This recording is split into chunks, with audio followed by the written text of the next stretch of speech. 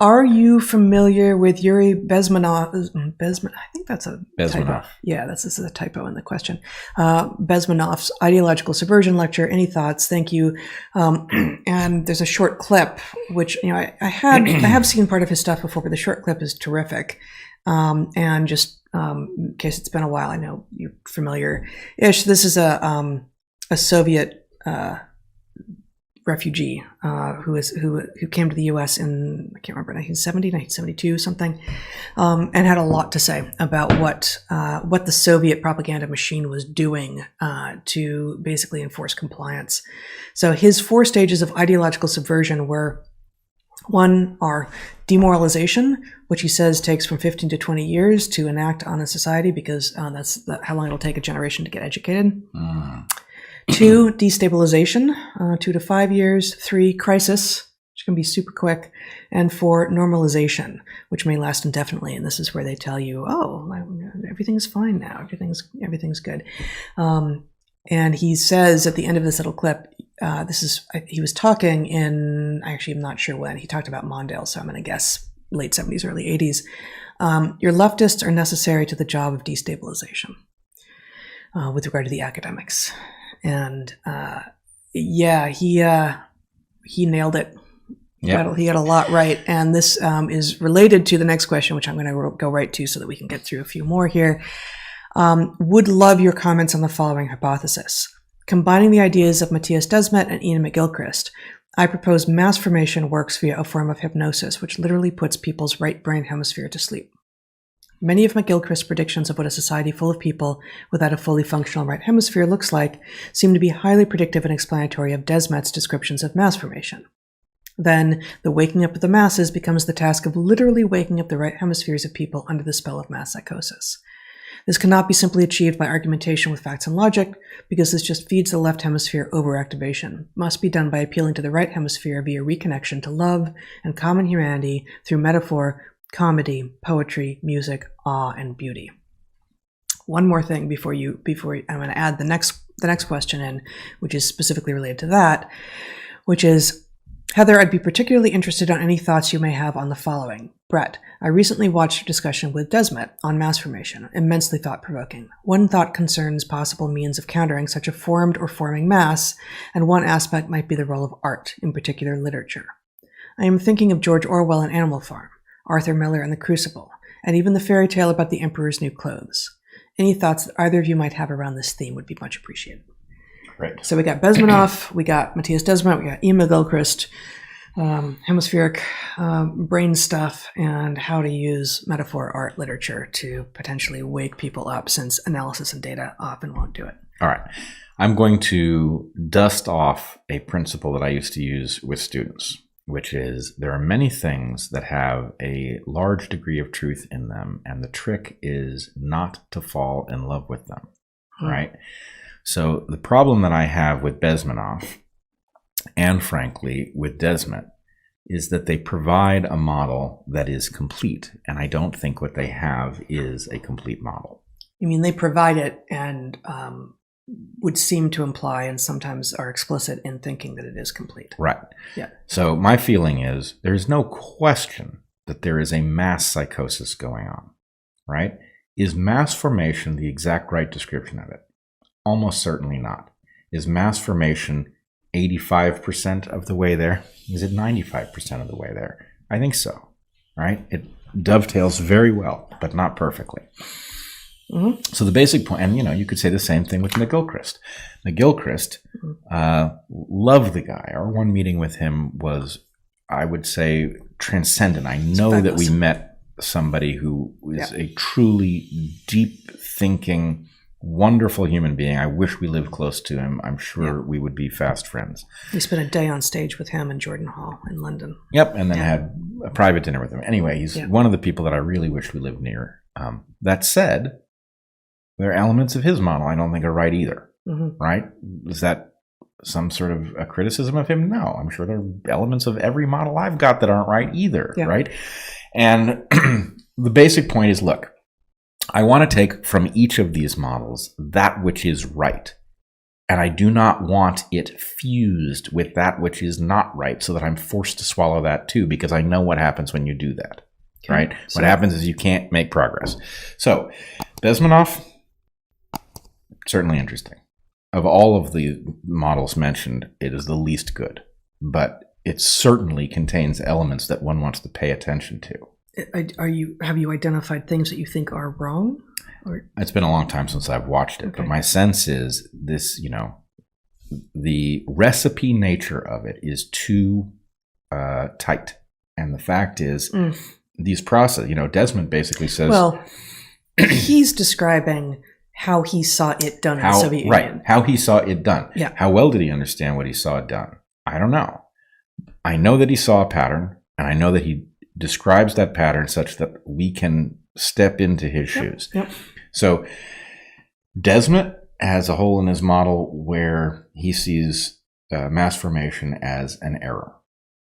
Right. He doesn't understand it in an adaptive framework. Doesn't understand an adaptive framework. I assume I haven't listened to your conversation with him, but that's, But the point is, okay, I know where to red flag that one. Bezmenov, I'm not as clear on where to red flag it. I think I know where to red flag McGilchrist. I don't think it gets in his way, but I know where he basically borrows in order to complete his model, and it has to do with panpsychism. It's the one corner of the house where all the mistakes end up when you're building.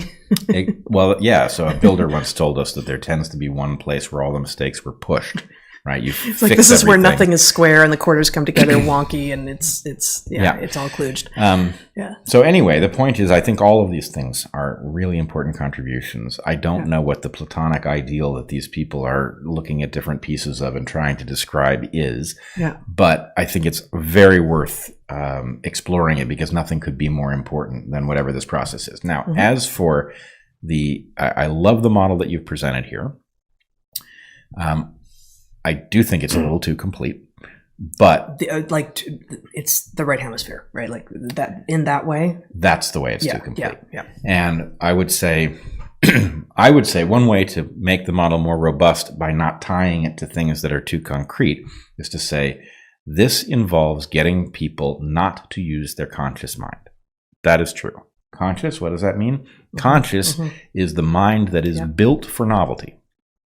Right. And so what you are saying is that you want people on autopilot as they're dealing with your bullshit, right? Because they will not figure out that you're lying to them. And so especially getting them to do it themselves, to put themselves to sleep and not activate their conscious mind and rebel anytime you do something that threatens to wake their conscious mind. That's how the trick is done. So, yes, waking the conscious mind is key. Now, here's where I think I depart from your model. Yes, art can do this. I think humor, this is what humor is for, right? Waking the conscious mind by throwing it curveballs. That's what's funny, right? The whiplash at the end of the joke is you thought you were headed this way and then you're there, right? That's hilarious, right? Now, so those things are all useful tools, but I would say there's a general rubric for how you wake the conscious mind. The general rubric is paradox. Paradoxes wake the conscious mind because what they tell you is that your autopilot doesn't know what to do, right? So Hal, when he gets the direction that he's supposed to protect the people on the ship and he's supposed to protect the mission that involves lying to the people in 2001, in 2001, right? He doesn't do the right thing and wake up and become conscious. I mean, he has a consciousness, but it's somehow rudimentary, right? What you want to do is present people with things they cannot reconcile. And then as they wake up, then you can have a conversation. And so my point is part of that. So leave paradoxes around. I mean, I guess that's just to wrap it in. We have someone apparently who works story heavy in the mainstream film industry and is working on scripts and trying I, who love narrative, who want to write, narrative and fiction, I don't know what the answer is in terms of what story. We need stories. We need stories that will have the capacity to become myth, and in the canon, like Huxley, like Orwell, like The Emperor Has No Clothes, indeed Arthur Miller in The Crucible, but modernized enough for people to see themselves in it. But maybe it needs to be done either and with humor, as you say, and or with paradox, although how you leave paradox in narrative is trickier. Right. But where I think you have to be careful is at the point that you say, look, this is going to be right brain, not left. Right. Yeah. I'm not as compelled by that argument, having I have not gotten through all of McGilchrist's, what is it, The Master and His Emissary. It's just it's vast, but I'm not as compelled that the left-right hemisphere thing. You don't need it. It can be metaphor, but even at the level of metaphor, what I would say is whatever mechanism smuggles the paradox in, so that the immune system that the mass formation has built is sidelined. Whatever mechanism you've got that will do that, whether it's musical lyrics, whether it's humor, whether it's narrative, whatever works. And I think at the point, even like guerrilla street art, like 2D, posters and stickers and frankly T-shirts and stuff. The point is things. Let's take our Pfizer T-shirt, right? Yeah. The breakthroughs never stop. That sounds like something Pfizer could proudly say of itself. It's something we say, not in any way predisposed to like Pfizer. No, that is one such thing, right? But the point is, that is one. Here's what happens: successful. You see that shirt with the Pfizer logo, and the mind goes, "The breakthroughs never stop." Oh fuck, Pfizer! Wait a minute, breakthrough. Breakthrough. Why does that it's the same word? Breakthrough case and scientific breakthrough? Who knew? How'd they let that happen? Right.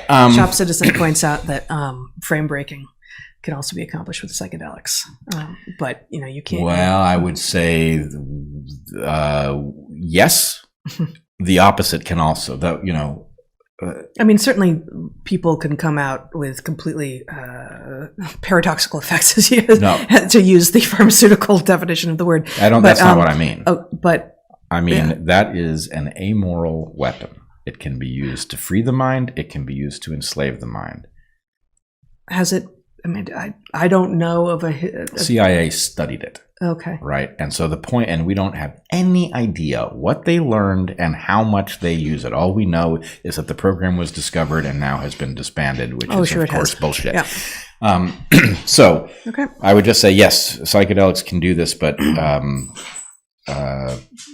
proceed carefully, because what they really do is adjust the threshold of the doors of perception, and you will perceive a lot of garbage. And figuring out what is signal and what is noise requires that you are deliberate about it, which is why I say it's not recreational.